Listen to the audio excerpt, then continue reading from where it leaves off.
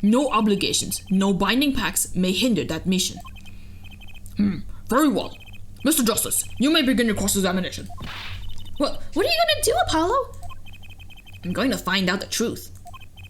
She was up above that ceiling for a reason. I just have to get it out of her. Do you guys know why she was up on that ceiling? It wasn't to see rats, I'll tell you that much. I'm sure you guys can figure it out. You guys are smart. I don't know who's watching this, but I'm sure you guys are smart. I heard there was a small window there before. It was in the middle of my performance. I had no time to report what I heard. As to why I was there, I cannot say. I am bound to secrecy on this matter. So I don't know if I'm supposed to present something or press something. I know the answer, obviously. It's just a matter of how I get to it. I'm gonna try to... Let's try to... I'm gonna present and see. Will this... Fuck! Fine. Am I gonna get a game over? I might get a game over. Oh, I guess I'll just press and see. Exactly who bound you to secrecy? I'm not sure I'm allowed to say who it was. No, I think perhaps that is alright. It is just a name after all. It was Valiant Gramarai. Perhaps you know him? What? The Valiant Gramarai? What? Oh god, what? You mean Uncle Valiant? What? Valiant Gramarai? Who's Valiant Gramarai? A grand magician. The one responsible for the illusion performed during our concert. Interesting reaction, Prosecutor Gavin. Lemoire was bound to secrecy. It's going to take some hard-hitting proof to make her talk. I think I know why she was up there, but how do I prove it? That's what I'm saying. How do I go about doing this? How do I... Unless it's here. I'll just press things and see if I can figure it out. So, without a word, you just let the third set start? After the curtain closed for the second set, there was still much to do. You could have prevented this whole misunderstanding if you had told us sooner! Hey! Apollo, be nice. Yes, perhaps I could have. I see little point in badgering the witness. What's done is done. The mind works differently when one is in the middle of a performance. Why, I've lost my voice in the middle of a show and kept on singing, completely unaware. What did they hear then? Singing without a voice. If only all the contradictions were so obvious. If only I could get Lemoire to talk. Pressuring her like this doesn't seem to be getting me anywhere. Bitch, I don't know. I'm on my last peg of health. I'm gonna get a game over. You heard the gunshots during the second set during your performance. You're quite sure? Yes. Why would I lie about the time? Why didn't you tell us just yesterday? No one asked me. I thought you all knew. I told you Machi was not the killer. I told you this many times. You little motherfuckers didn't want to listen to me. Yes, you did. But you never told us why. I am sorry. I was not able to speak of it. Unable or unwilling? She's not talking, Apollo. What do we do? We'll just have to prove it ourselves. As long as she's bound by this pact of silence, she won't talk. But if I can prove why she was up there, she'll have to admit it. But how are you gonna do that? She was singing on the stage, Apollo. She couldn't have been up above the ceiling too. Yes, she could. Ooh. I've got a theory as to why too. And maybe I've got the evidence to prove it. Bitch! I don't...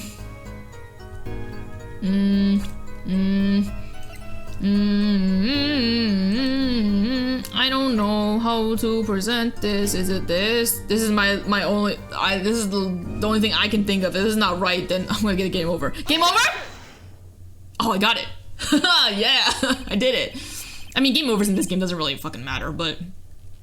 And I've been saving quite frequently, so really no big deal.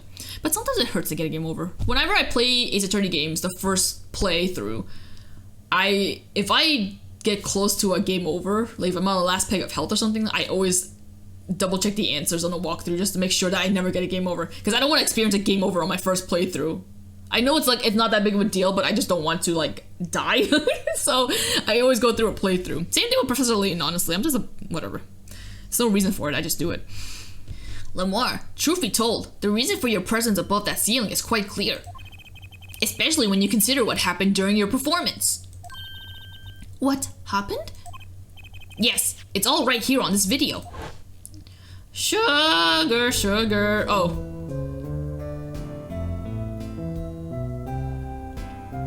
The guitar playing is so much louder compared to the singing. Ding, ding, ding, ding, ding.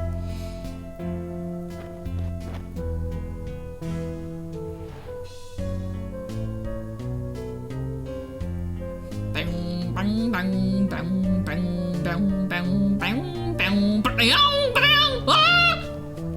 It's always funny watching him fall over like that.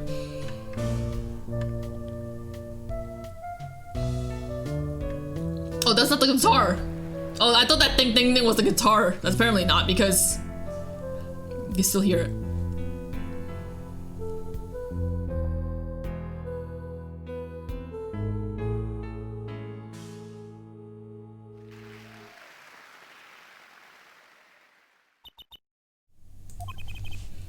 As we can see, Lemoire was clearly not on the stage for her entire performance. Oh. Though it's sad as me to be so realistic. Lemoire is incapable of actually vanishing, let alone teleportation. You don't know her life. So the only explanation is that she was hidden from view. And during that time, she moved to the back of the forum. Apollo! What, Trucy? It's not nice to reveal a magician's secrets, and it's against the rules.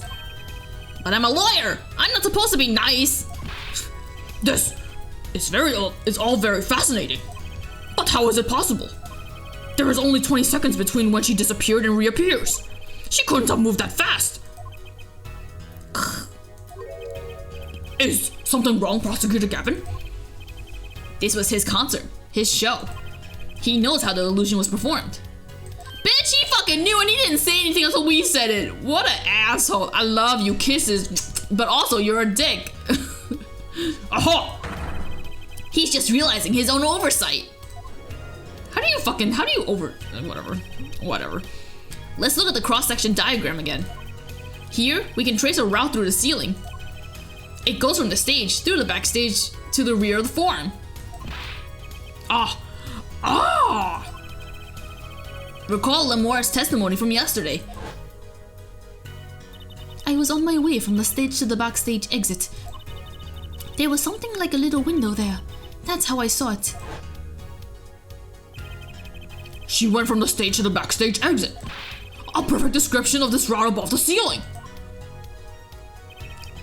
Lemoire knew of this because of her part in the illusion. But she wasn't the only one who knew. Never mind. What? Just now in the lobby, Machi told me something. I know if I opening vent, I can leave stage and backstage. He said that? Oh, were you not informed, Prosecutor Gavin? I knew about the vanishing act, of course. Yet I had no idea of the route that would be used. Why didn't that magician tell me? Magicians only reveal details of their acts on a need-to-know basis. They're the bread and butter of a magician's life, you know. Which is why he's bound Lemoire to secrecy. Well, Lemoire? I am impressed, Mr. Attorney. Machi was right about you. So, what does this mean? Are you saying you used this route above the ceiling? I did. Well, that's that. But I'm still a little confused. Why is that, Your Honor? As I said before,